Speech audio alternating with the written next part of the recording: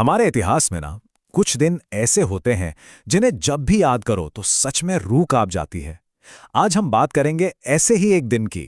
एक ऐसा दिन जिसने हमारी आज़ादी की लड़ाई का मतलब पूरा रुख ही बदल कर रख दिया।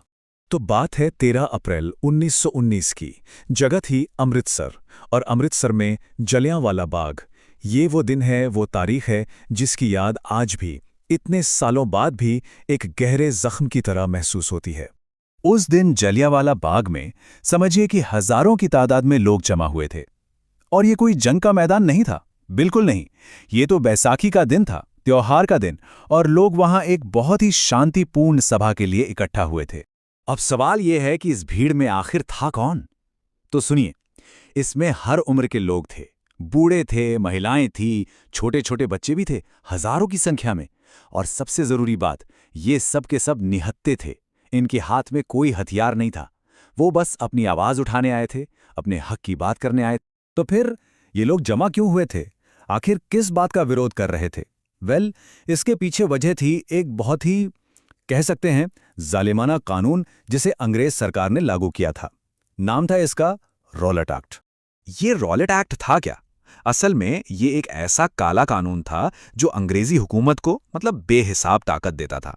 वो किसी भी हिंदुस्तानी को सिर्फ शक के आधार पर बिना किसी सुनवाई, बिना किसी मुकदमे के सीधा जेल में डाल सकते थे। जरा सोचिए, ये तो सीधे सीधे लोगों की जो बेसिक आजादी होती है उस पर हमला था, और बस इसी के खिलाफ लोग शांति से प्रोटेस्ट कर रहे थे।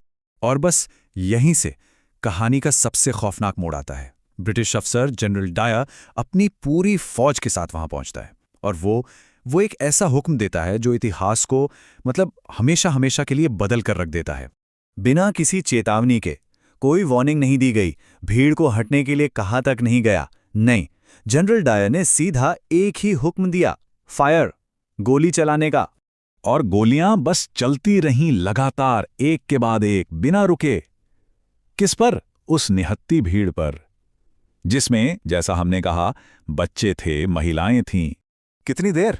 पूरे 10 मिनट तक। 10 मिनट तक गोलियों की बौछार होती रही।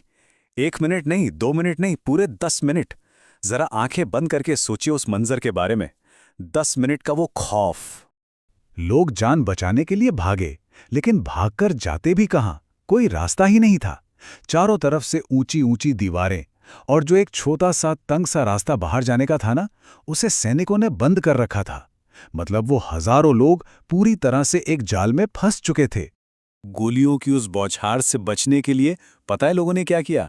कई लोगों ने अपनी जान बचाने के लिए बाग के अंदर ही बने एक कुएं में छलांग लगा दी, एक के ऊपर एक। और आज भी जब कोई उस कुएं को देखता है तो वो उन अनगिनत शहीदों की दर्दनाक कहानी बयान करता है। तो इस जुल्म के बाद क्या हुआ? पूरा देश सदमे में था, सकते में था। लेकिन इस घटना ने जो जख्म दिए ना, उन्हीं जख्मों ने आज़ादी की लड़ाई को एक नई और पहले से कहीं ज्यादा मजबूत दिशा दी। अच्छा, अब आंकड़ों की बात करते हैं।